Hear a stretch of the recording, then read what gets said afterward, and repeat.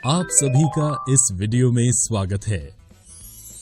इस वीडियो में हम अणु क्या है, व्हाट इज अ मॉलिक्यूल, इसका अध्ययन करेंगे। दोस्तों, पिछले वीडियो में हमने परमाणु एटम के बारे में जाना। क्या तत्वों के परमाणु स्वतंत्र रूप से अस्तित्व में रह सकते हैं?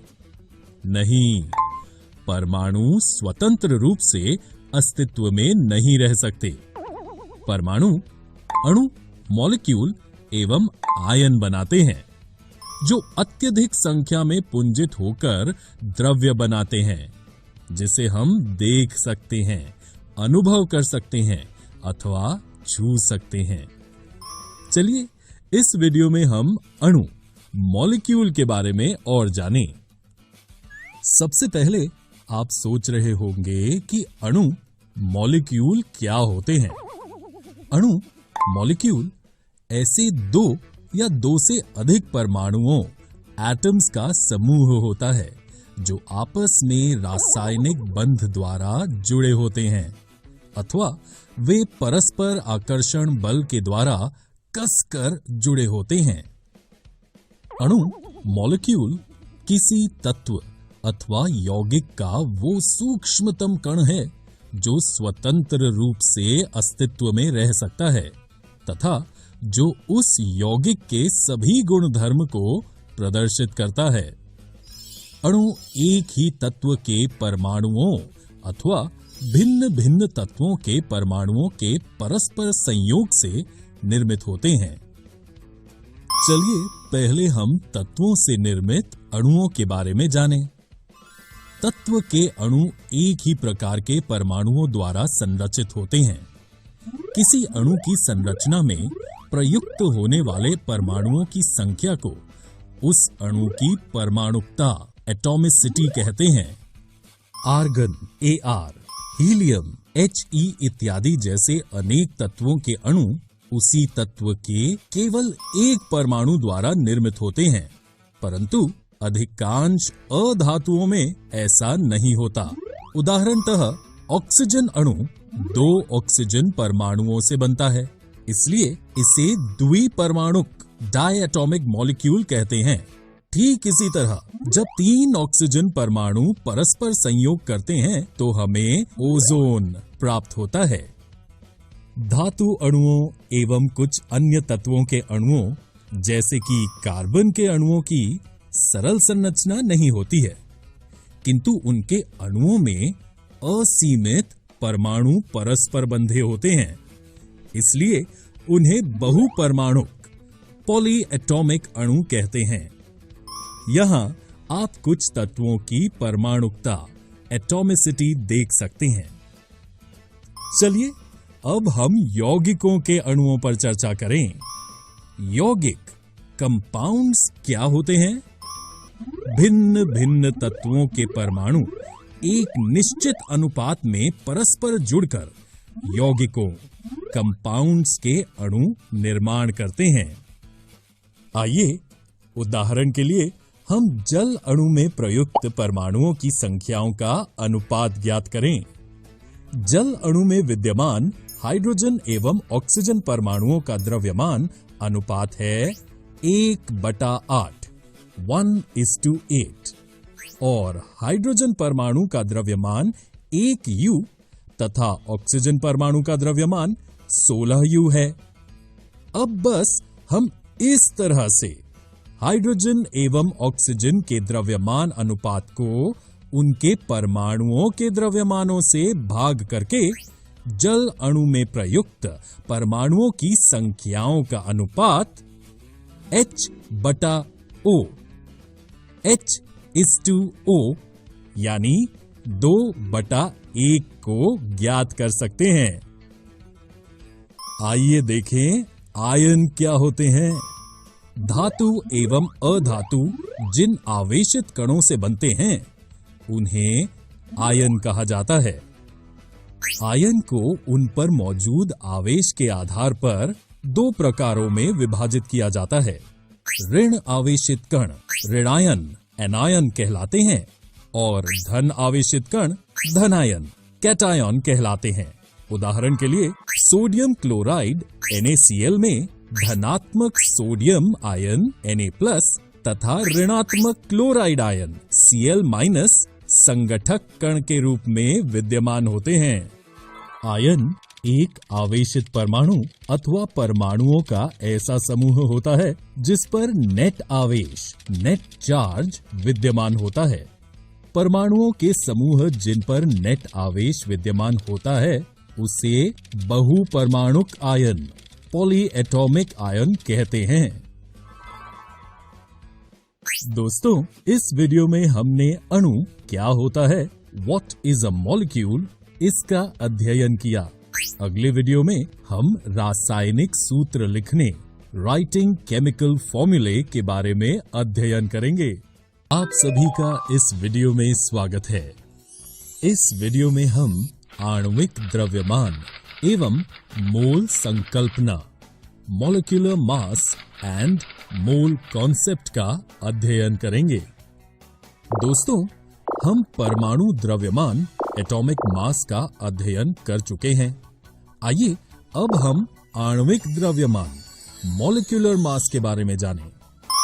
किसी पदार्थ का आणविक द्रव्यमान मॉलिक्यूलर मास उसके सभी संघटक परमाणुओं के द्रव्यमानों का योग होता है। इसे हम परमाणु द्रव्यमान इकाई U द्वारा व्यक्त करते हैं। आइए हम इसे एक उदाहरण के द्वारा समझें। चलिए हम जल H2O का आणविक द्रव्यमान ज्ञात करें। जल हाइड्रोजन H एवं ऑक्सीजन O के परमाणुओं से बनता है। हाइड्रोजन का परमाणु द्रव्यमान है 1U तथा ऑक्सीजन का परमाणु द्रव्यमान है 16U। अतः जल जिसमें 2 हाइड्रोजन परमाणु तथा 1 ऑक्सीजन परमाणु होते हैं का आणविक द्रव्यमान मॉलिक्यूलर मास होगा 2 गुणा 1 तथा 1 गुणा 16 का योग यानी 18U।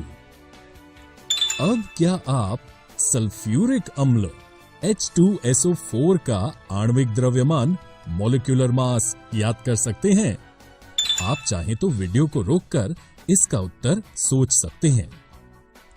सल्फ्यूरिक अम्ल H2SO4 का आणविक द्रव्यमान हम इस तरह से ज्ञात कर सकते हैं। सल्फ्यूरिक अम्ल H2SO4 का आणविक द्रव्यमान 98U है।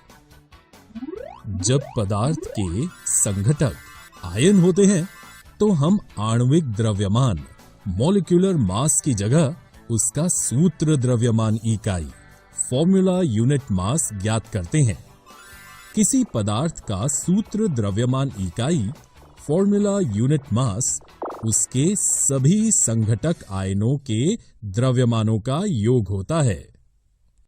उदाहरणतः जिंक ऑक्साइड ZnO अणु में एक जिंक आयन Zn2+ एवं एक ऑक्साइड आयन O2- विद्यमान होता है।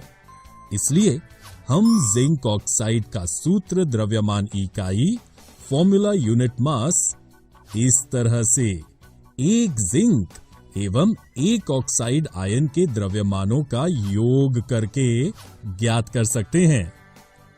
दोस्तों, क्या आप पोटेशियम कार्बोनेट K2CO3 का सूत्र द्रव्यमान इकाई ज्ञात कर सकते हैं?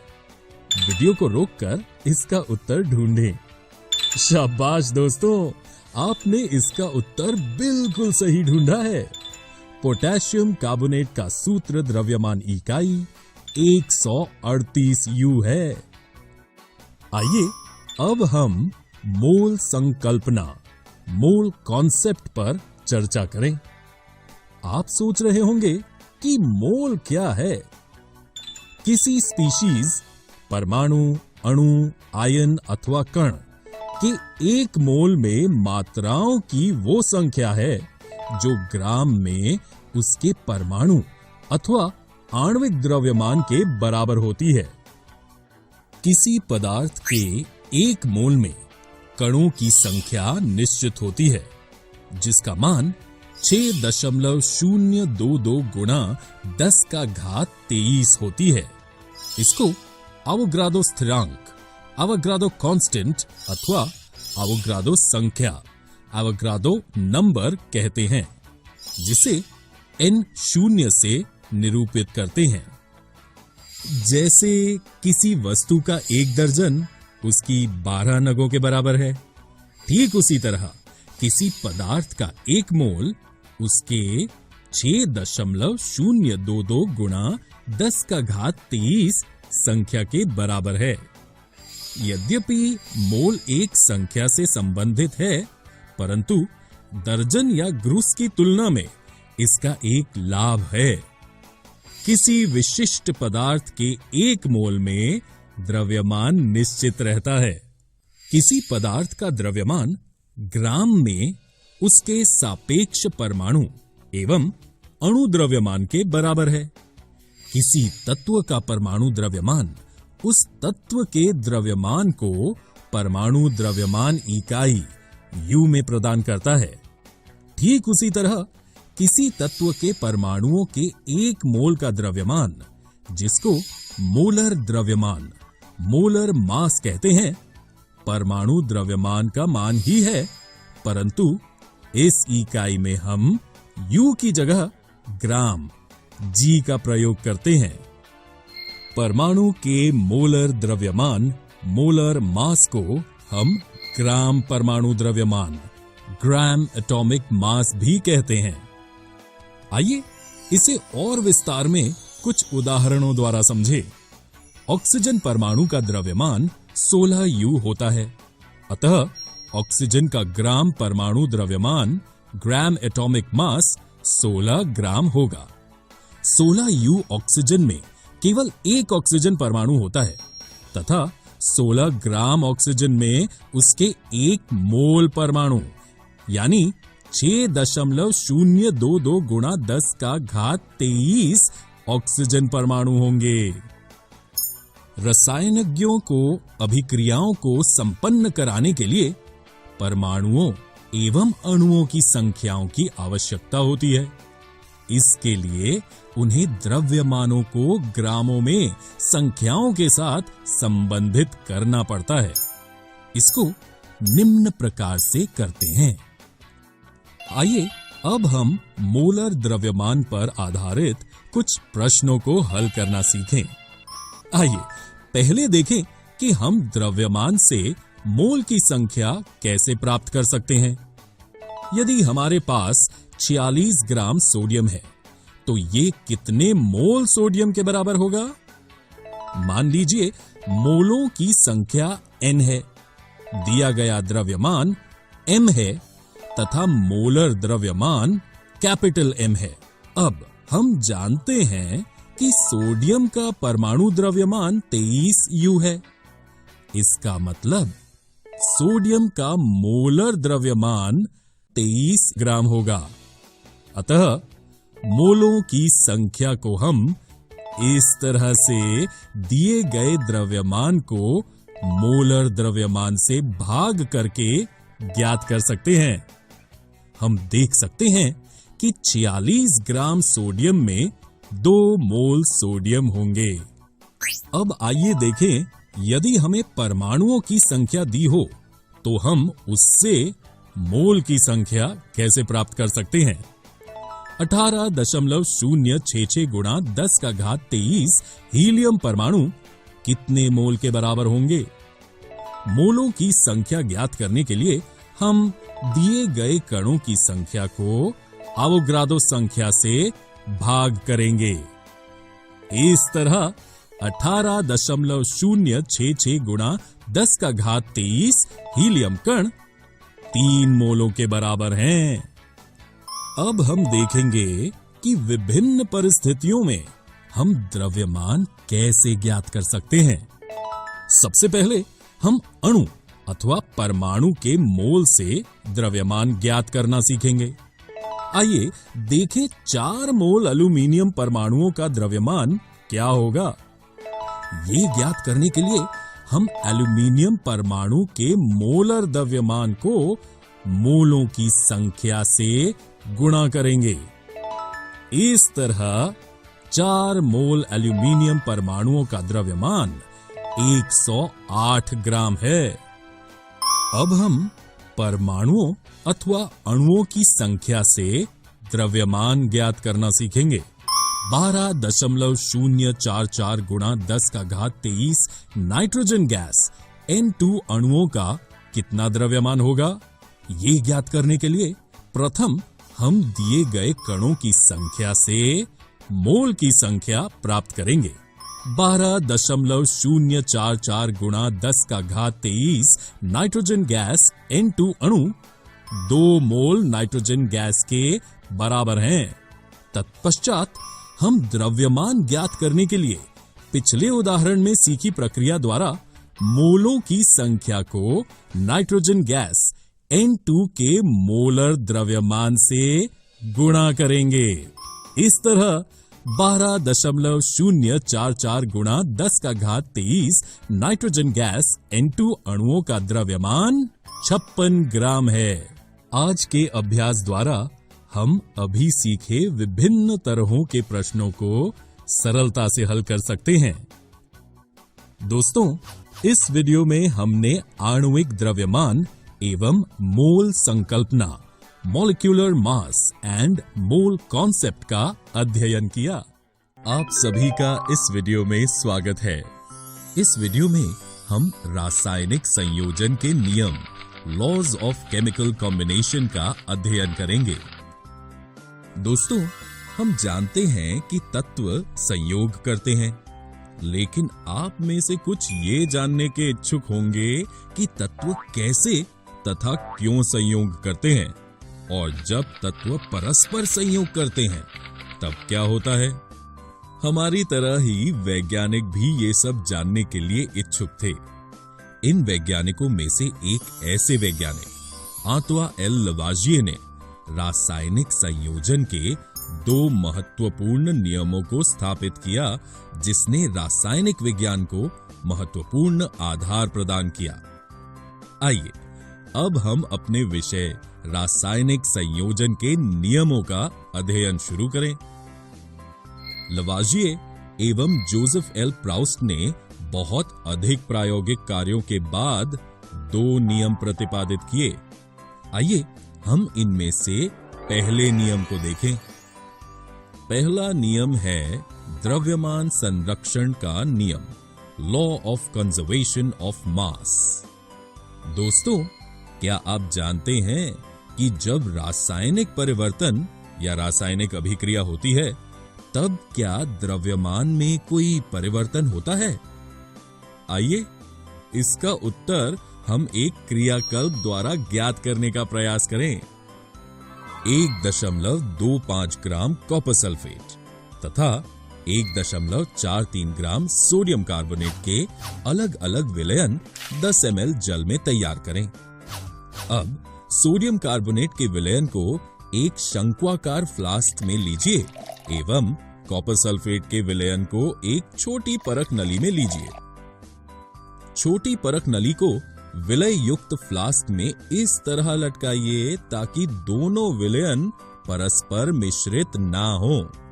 तत्पश्चात फ्लास्क के मुख पर इस भांति से कॉर्क लगाइए।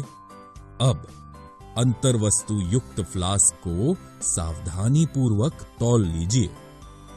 फ्लास्क को झुकाकर इस प्रकार घुमाएं जिससे कॉपर सल्फेट एवं सोडियम कार्बोनेट के विलयन परस्पर मिश्रित हो जाएं। अब आप सोच रहे होंगे कि क्या शंक्वाकार फ्लास्क में कोई अभिक्रिया हुई है? यहाँ कॉपर सल्फेट सोडियम कार्बोनेट अभिकृत हुए हैं और नीले रंग के कॉपर कार्बोनेट और सोडियम सल्फेट के विलयन के उत्पादों के रूप में निर्माण हुआ है। अब इस फ्लास्क को पुनः तौल लीजिए। आप क्या देखते हैं? क्या फ्लास्क के द्रव्यमान एवं अंतर्वस्तुओं में कोई परिवर्तन हुआ है? फ्लास्क के द्रव्यमान एवं अंतर्वस्तुओं में कोई परिवर्तन नहीं हुआ है। इस क्रियाकल्प द्वारा हम द्रव्यमान संरक्षण के नियम को इस तरह से परिभाषित कर सकते हैं। द्रव्यमान संरक्षण नियम के अनुसार किसी रासायनिक अभिक्रिया में द्रव्यमान का ना तो सृजन किया जा सकता है न ही विनाश। आइए अब हम रासायनिक संयोजन के दूसरे नियम, स्थिर अनुपात का नियम, लॉ ऑफ कांस्टेंट प्रोपोर्शंस के बारे में जानें। यदि हम एक एक परख नली में झरने और झील से 10-10 ml जल लें, तो क्या आप बता सकते हैं कि इन दोनों परख नलियों में हाइड्रोजन एवं ऑक्सीजन के द्रव्यमानों का अनुपात समान है? जी हां, आप पाएंगे कि दोनों परख नलियों के जल में हाइड्रोजन एवं ऑक्सीजन के द्रव्यमानों का अनुपात 1/8 ही है। इसी तरह चाहे जल का स्रोत कोई भी हो, आप पाएंगे कि जल में हाइड्रोजन एवं ऑक्सीजन के द्रव्यमानों का अनुपात सदैव 1/8 ही रहता है। इसी प्रकार यदि 9 ग्राम जल का अपघटन करें तो सदैव 1 ग्राम हाइड्रोजन तथा 8 ग्राम ऑक्सीजन ही प्राप्त होगा। ठीक इसी तरह लवाजिये एवं अन्य वैज्ञानिकों ने इस बात पर प्रकाश डाला कि कोई भी यौगिक 2 या 2 से अधिक तत्वों से निर्मित होता है। इस प्रकार प्राप्त यौगिकों में इन तत्वों का अनुपात स्थिर होता है, चाहे इसे किसी स्थान से प्राप्त किया गया हो अथवा किसी ने भी इसे बनाया हो। आइए इसका एक और उदाहरण देखें। यदि हम अमोनिया का उदाहरण लें तो पाएंगे कि अमोनिया NH3 में नाइट्रोजन एवं हाइड्रोजन द्रव्यमानों के अनुपात सदैव 14/3 14:3 के अनुपात में विद्यमान रहते हैं, चाहे अमोनिया किसी भी प्रकार से निर्मित हुआ हो या किसी भी स्रोत से लिया हो। इन उदाहरणों से स्थिर अनुपात के नियम की व्याख्या होती है, जिसे निश्चित अनुपात का नियम भी कहते हैं। प्राउस्ट ने इस नियम को इस तरह से परिभाषित किया था: किसी भी यौगिक में तत्व सदैव एक निश्चित द्रव्यमानों के अनुपात में विद्यमान होते हैं। वैज्ञानिकों ने इन दोनों नियमों को परिभाषित तो कर दिया, लेकिन उनकी अगली समस्या इन नियमों की उचित व्याख्या करने की थी। डाल्टन ने द्रव्यों की प्रकृति के बारे में एक आधारभूत सिद्धांत प्रस्तुत किया। डाल्टन ने द्रव्यों की विभाज्यता का विचार प्रदान किया। डाल्टन ने भी द्रव्यों के सूक्ष्मतम अविभाज्य कणों को परमाणु का ही नाम दिया। डाल्टन का यह सिद्धांत रासायनिक संयोजन के नियमों पर आधारित था। डाल्टन के परमाणु सिद्धांत ने द्रव्यमान के संरक्षण के नियम एवं निश्चित अनुपात के नियम की युक्ति संगत व्याख्या की। डाल्टन के परमाणु सिद्धांत की विवेचना तथा परमाणु क्या होते हैं, इसके बारे में हम अगले वीडियो में जानेंगे। दोस्तों, आज हमने रासायनिक संयोजन के नियम, लॉज ऑफ केमिकल कॉम्बिनेशन का अध्ययन किया।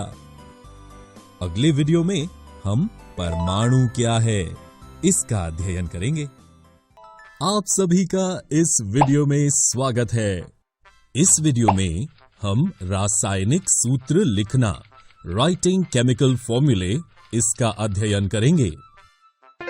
किसी यौगिक का रासायनिक सूत्र, केमिकल फॉर्मूला, उसके संघटक का प्रतीकात्मक निरूपण होता है। हम किसी भी यौगिक के रासायनिक सूत्र सरलतापूर्वक लिख सकते हैं, लेकिन हमें इसके लिए तत्वों के प्रतीक, सिंबल्स एवं उनकी संयोजन क्षमताएं, कंबाइनिंग कैपेसिटी ज्ञात होनी चाहिए। हम तत्वों के प्रतीकों, सिंबल्स का अध्ययन कर चुके हैं। आइए अब हम तत्वों की संयोजन क्षमता, कंबाइनिंग कैपेसिटी के बारे में जानें। किसी भी तत्व की संयोजन क्षमता, कंबाइनिंग कैपेसिटी, उसकी संयोजकता, वैलेंसी कहलाती है। हम किसी एक तत्व के परमाणु दूसरे तत्व के परमाणुओं के साथ किस प्रकार से संयुक्त होकर एक रासायनिक यौगिक का निर्माण करते हैं, इसे संयोजकता वैलेंसी का उपयोग करके ज्ञात कर सकते हैं। आइए संयोजकता वैलेंसी को हम एक उदाहरण द्वारा समझें।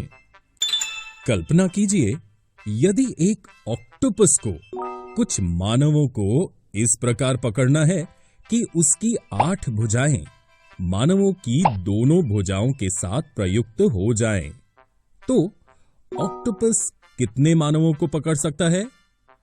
यदि हम ऑक्टोपस को O तथा मानव को H के प्रतीकों से निरूपित करें, तो क्या आप इस संयोजन के लिए सूत्र लिख सकते हैं?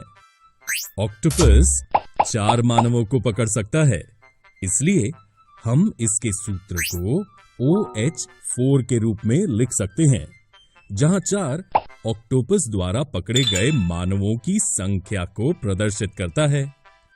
यहां आप कुछ सरल एवं बहुपरमाणुक आयनों की संयोजकताएं देख सकते हैं। आइए अब हम रासायनिक सूत्र केमिकल फॉर्मूले लिखने के नियमों को देखें। 1. आयन की संयोजकता वैलेंसी अथवा आवेश चार्ज संतुलित होना चाहिए। उदाहरणतः हाइड्रोक्लोरिक अम्ल यौगिक का सूत्र है HCl, जहां हाइड्रोजन H+ तथा क्लोरीन Cl- दोनों की संयोजकता 1:1 हैं, जो इस सूत्र में संतुलित हैं। 2. जब एक यौगिक किसी धातु एवं अधातु के संयोग से निर्मित होता है, तो धातु के नाम अथवा उसके प्रतीक को रासायनिक सूत्र में पहले लिखते हैं। उदाहरणतः कॉपर ऑक्साइड CuO, जहां ऑक्सीजन O अधातु है, इसलिए उसे हम दाईं तरफ लिखते हैं, और कॉपर Cu धातु है, इसलिए हम इसे बाईं तरफ लिखते हैं। 3. बहुपरमाणुक आयनों द्वारा निर्मित यौगिकों में आयन को पहले कोष्टक में रखते हैं, तत्पश्चात अनुपातों को दर्शाने वाली संख्या को लिखते हैं। उदाहरणतः अमोनियम सल्फेट का सूत्र है NH42SO4। यहां बहुपरमाणुक आयन अमोनियम NH4+ की संख्या 2 है, इसलिए हम इसे कोष्टक में लिखते हैं। ठीक इसी तरह यदि बहुपरमाणुक आयन की संख्या 1 हो, जैसे सोडियम हाइड्रोक्साइड NaOH, तो कोष्टक की आवश्यकता नहीं होती है। आइए अब हम विभिन्न तरह के यौगिकों के सूत्र लिखने का अभ्यास करें। प्रथम हम सरल यौगिकों के सूत्र लिखने के कुछ उदाहरण देखेंगे। 2 भिन्न भिन्न तत्वों से निर्मित सरलतम यौगिकों को द्विअंगी यौगिक बाइनरी कंपाउंड कहते हैं। उदाहरण के लिए हाइड्रोजन सल्फाइड जैसे आणविक यौगिकों के सूत्र लिखते समय हम पहले संघटक तत्वों हाइड्रोजन एवं सल्फाइड के प्रतीक H और S लिखकर उनकी संयोजकताएं 1 एवं 2 लिखते हैं। तत्पश्चात संयोजित परमाणुओं की संयोजकताओं को क्रॉसओवर करके इस तरह से H2S अणु सूत्र लिखते हैं। लेकिन यदि यौगिक भिन्न भिन्न तत्वों के आयनों से बना हो, तो हम इसका सूत्र कैसे लिखेंगे? आइए इसे एक उदाहरण द्वारा समझें। मैग्नीशियम क्लोराइड यौगिक मैग्नीशियम Mg2+ एवं क्लोराइड Cl- आयनों के संयोजन से बनता है। इसका सूत्र ज्ञात करने के लिए पहले हम धनायन मैग्नीशियम का संकेत Mg2+ लिखते हैं। इसके पश्चात ऋणायन क्लोराइड Cl- लिखते हैं।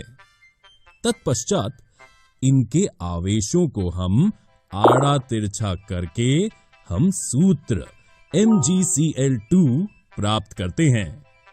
इस प्रकार हम देख सकते हैं कि मैग्नीशियम क्लोराइड के अणु MgCl2 में 2 क्लोराइड आयन Cl- प्रत्येक मैग्नीशियम आयन Mg2+ के लिए होते हैं।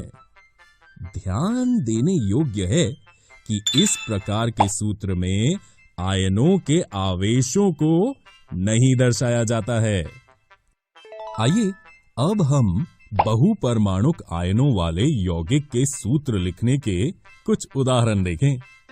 जब बहुपरमाणुक आयन वाले यौगिक में एक ही आयन विद्यमान हो तो हम कोष्टक का उपयोग नहीं करते। उदाहरणतः सोडियम कार्बोनेट में एक परमाणु वाले सोडियम आयन Na+ के 2 आयन तथा बहुपरमाणुक कार्बोनेट आयन CO3 का एक ही आयन विद्यमान है। इसलिए इसके सूत्र Na2CO3 में बहुपरमाणुक कार्बोनेट CO3 आयन को हमने कोष्टक में नहीं लिखा है। जब सूत्र में एक ही आयन के 2 या 2 से अधिक आयन होते हैं तो हम उनके लिए कोष्टक का उपयोग करते हैं। जैसे कैल्शियम हाइड्रोक्साइड का सूत्र कोष्टक के साथ CaOH2 है, न कि यूं ही CaOH2। यहां OH को कोष्टक में लिखकर पादांक 2 लगाते हैं, जो ये निर्दिष्ट करता है कि एक कैल्शियम परमाणु के साथ 2 हाइड्रोक्सिल समूह जुड़े हैं। इस वीडियो में हमने रासायनिक सूत्र लिखना, राइटिंग केमिकल फॉर्मूले सीखा। अगले वीडियो में हम आणविक द्रव्यमान एवं मोल संकल्पना, molecular mass and mole concept का अध्ययन करेंगे।